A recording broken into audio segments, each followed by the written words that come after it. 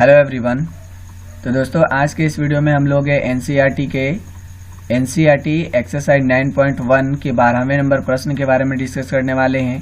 तो चलिए सबसे पहले मैं आप लोगों को इस प्रश्न के बारे में अच्छे तरह से समझाता हूं। उसके बाद जो है इसे मैं हल करके भी आप लोगों को दिखाऊंगा कि किस तरह से इसे हल किया जाने वाला है। ठीक है, सबसे पहले देखिए इस पूरे प्रश्न में बोला गया है कि एक 7 मीटर ऊंचे भवन, ठीक है, एक 7 मीटर ऊंचे भवन के शिखर से एक केबल टावर के शिखर का उन्नयन कोण आपका 60 डिग्री हो रहा है और इसके पाद का अवनमन कोण यानी आधार का जो अवनमन कोण है वो 45 डिग्री है। तब आपको बताना है केबल टावर का ऊंचाई कितना होगा। सबसे पहले दोस्तों यहाँ पर बोला गया है 7 मीटर ऊंचा एक भवन आपको बना लेना है। तो यहाँ पर देखिए 7 मीटर ऊंचा जो है एक भवन को मैं ड्रॉ कर लेता हूँ इस तरह से। ये आपका 7 मीटर ऊंचा जो है भवन, इसको थोड़ा सा मैं यहाँ पर मिटा लेता हूँ। ठीक है, देखिए ये जो है आपका मान लेते हैं कि ये जो भवन है वो कितना मीटर ऊंचा है, 7 मीटर ऊंचा ये आपका भवन हो गया। ठीक है, यहाँ पर मैं साइड में लिख देता हूँ भवन और इसका जो ऊंचाई है वो कितना है, 7 मीटर है। ठीक है, अब इसके बाद बोला गया है कि एक आपका क्या दिया गया है, केबल टावर। इस प्रश्न में केबल टावर का भी चर्चा है। तो आप जो है यहाँ पर एक केबल टावर का फिगर जो है इस प्रकार से ड्रॉ कर लीजिए। यहाँ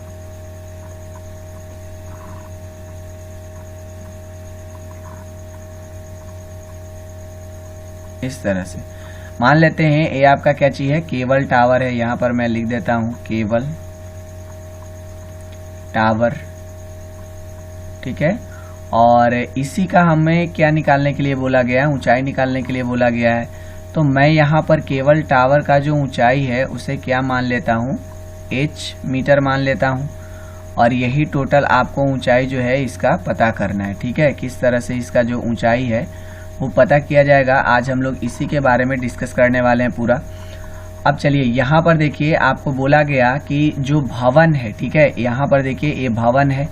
भवन के शिखर से अगर टावर के शिखर, भवन के शिखर से टावर के शिखर का जो उन्नयन कोण है वो आपका कितना डिग्री हो रहा है, वो आपका हो रहा है 60 डिग्री। ठीक है, तो इसको जो है मैं इस तरह से ड्रॉ कर लेता हूँ। ये आपका गया दृष्टि रेखा और यहाँ पर जो है इसके ठीक नीचे जो है आपका क्या जाएगा, क्षैतिज रेखा को मैं इस तरह से डॉटेड लाइन से दर्शा देता हूँ। ये आपका क्या चीज है, क्षैतिज रेखा है। थोड़ा सा लकीर जो है वो तिरछा बन जा रहा है यहाँ पर।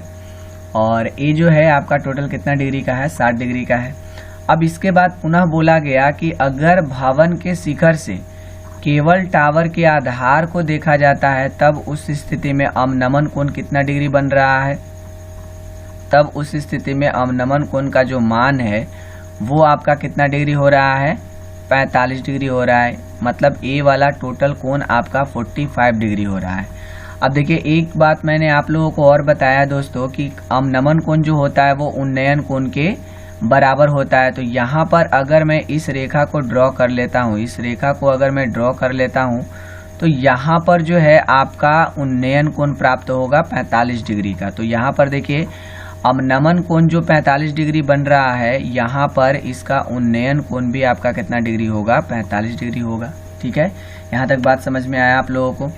अब चलिए यहाँ के बाद जो है हर पॉइंट का जो है मैं नाम लिख देता हूँ। इस पॉइंट का नाम मैंने रखा A, इस पॉइंट का नाम मैंने रखा B रखा, इस पॉइंट का नाम मैंने रखा C और सबसे जो टावर का शिखर है इसका नाम मैंने रखा D और यहाँ पर इस पॉइंट का नाम मैंने रखा E।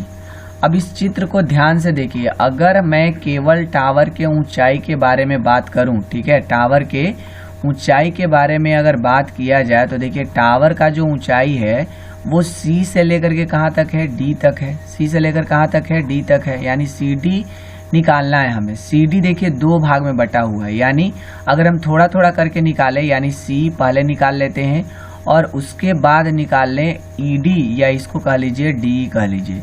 अगर ये दोनों भाग हमें पता हो जाए किसी भी तरह से, CE और ED अगर किसी तरह से हम मालूम कर लें तो इन दोनों को जोड़ करके हम क्या निकाल सकते हैं, CD निकाल सकते हैं। और CD ही टावर का क्या चीज है, टावर का आपका ऊंचाई दे रखा है। ठीक है, तो इस तरह से जो है हम लोग टावर का ऊंचाई निकालेंगे। अब देखिए इसको किस तरह से हम लोग हल करने वाले हैं। सबसे पहले देखिए यहाँ पर जो है आपका 90 डिग्री का कोण बन रहा है। ठीक है, तो ये आपका एक समकोण त्रिभुज बना, और यहाँ पर देखिए एक आपका 90 डिग्री का कोण बन रहा है, तो ऊपर में भी ये आपका समकोण त्रिभुज बना।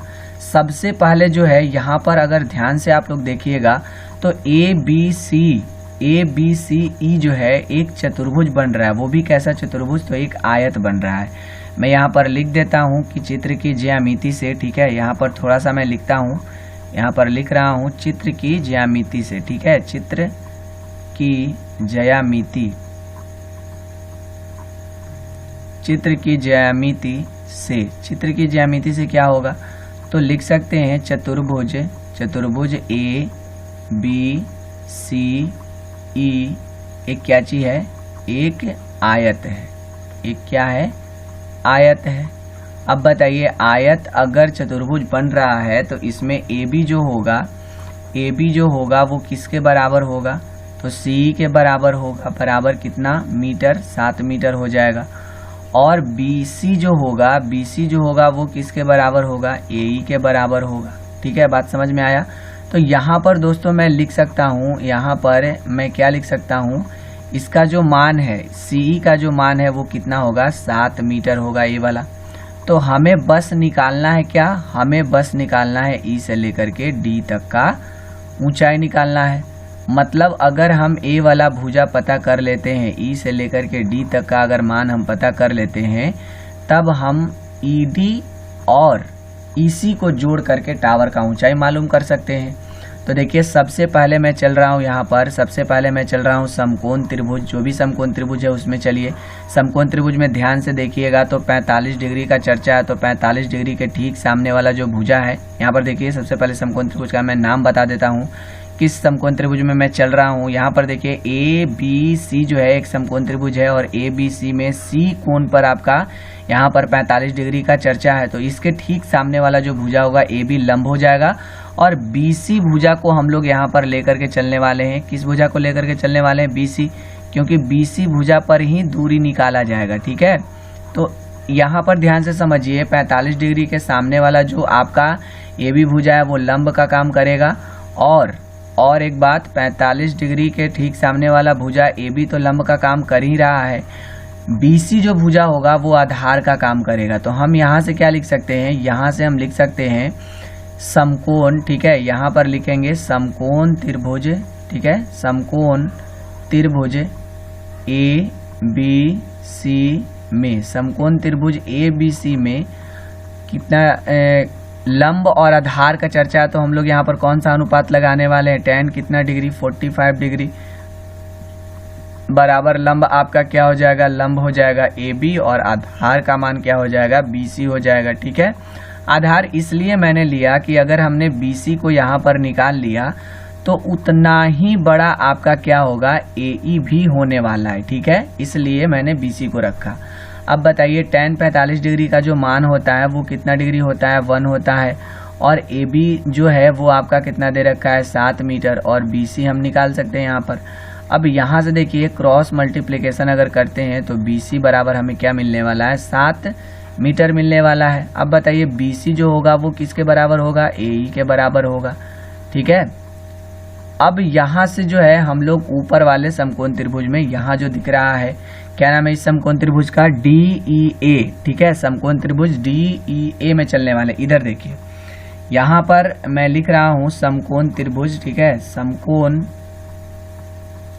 समकोण त्रिभुज DEA में। ठीक है, DEA में अगर ध्यान से देखिए तो कितना डिग्री का चर्चा है, DEA में आपका कितना डिग्री का चर्चा किया गया है, 60 डिग्री का। 60 डिग्री के ठीक सामने वाला जो भुजा होगा, ठीक है, 60 डिग्री के ठीक सामने वाला आप भुजा देखिए क्या कहलाएगा, 60 डिग्री के ठीक सामने वाला जो भुजा होगा, ए वाला भुजा जो होगा आपका क्या कहलाने वाला है, लंब कहलाने वाला है। ई से लेकर डी तक, ED या बोल सकते हैं डी जो है वो लंब होगा, और AE जो होगा वो आधार होगा। AE जो है यहाँ पर मैंने इसलिए लिया क्योंकि AE का मान देखिए, AE का मान अभी हम लोगों ने पता किया कितना, 7 मीटर। ठीक है, यानी AE आपका 7 मीटर दिया हुआ है और D निकालना है। तो कौन सा अनुपात इसमें आ रहा है, tan का अनुपात आ रहा है, क्योंकि 60 डिग्री के ठीक सामने वाला d लंब और यही जो होगा वो आधार होगा। तो यहाँ पर मैं लिख रहा हूँ tan कितना डिग्री, 60 डिग्री, बराबर आपका लंब क्या हो जाएगा, d हो जाएगा और आधार क्या हो जाएगा, a ही हो जाएगा। अब tan 60 डिग्री का मान जैसा कि आप लोगों को पता है √3 होता है। d का मान आपका कितना होता है, d का मान तो हमें भाई निकालना है तो d रहने देते हैं, और a जो है वो आपका कितना है, 7 मीटर। ठीक है, a जो है वो कितना है, 7 मीटर। यहाँ पर देख सकते हैं आप a का मान कितना आया है, 7 मीटर। अब यहाँ से हम क्रॉस मल्टीप्लिकेशन करेंगे तो d का मान हमें मिलेगा कितना, 7√3 मीटर जो है वो d का मान मिल जाएगा। तो इस तरह से दोस्तों हमने d का मान निकाला और c जो है वो पहले से दिया हुआ था। तो लास्ट में हम लोग क्या लिख सकते हैं, अतः, ठीक है, अतः केवल टावर, ठीक है, केवल टावर, यहाँ पर मैं लिख रहा हूँ केवल टावर का, ठीक है, केवल टावर का ऊंचाई, ब्रैकेट में क्या लिख देते हैं, h, बराबर क्या हो जाएगा, केवल टावर का ऊंचाई बराबर लिख सकते हैं क्या, तो c से लेकर के e तक दूरी गया और एक आपका दूरी जा रहा है e से लेकर d तक, बोलिए, या d से e तक। चलिए मैं यहाँ पर यही लिख देता हूँ, e से लेकर के d तक। अब बताइए c जो है वो कितना है, 7 मीटर, और ed देखिए यहाँ पर ध्यान से देखिए आप लोग, यहाँ पर आप लोग ध्यान से देखिए, ये जो आपका d लिखा हुआ है, आप अगर d भुजा को ध्यान से देखें, d को अगर आप ध्यान से देखें तो de को हम क्या कह सकते हैं, de को हम ed भी बोल सकते हैं। ठीक है, de को क्या बोल सकते हैं, ed, क्योंकि जितना बड़ा d है उतना बड़ा ही ed है, इसलिए यहाँ पर ed के बदले हम लोग क्या लिखेंगे, 7√3 मीटर लिख सकते हैं। ठीक है, आप बस समझिए कि de और ed दोनों एक ही चीज है, बस जो है लेटर का फेरबदल यहाँ पर किया गया। ठीक है, तो यहाँ से देखिए आप 7 को कॉमन कर सकते हैं, 7 अगर कॉमन करते हैं तो 1 प्लस क्या आने वाला है, √3 आने वाला है। तो इस तरह से जो है आप केवल टावर का ऊंचाई पता कर सकते हैं। कितना आ गया, 7 × 1 प्लस √3। अगर ज़्यादा कैलकुलेशन आपको करना है और ज़्यादा हल करना है तो आप √3 का मान रख करके ब्रैकेट तोड़ लीजिए और उसको गुना कर लीजिए, तो केवल टावर का जो है दशमलव में मान आपको प्राप्त हो जाएगा। ठीक है।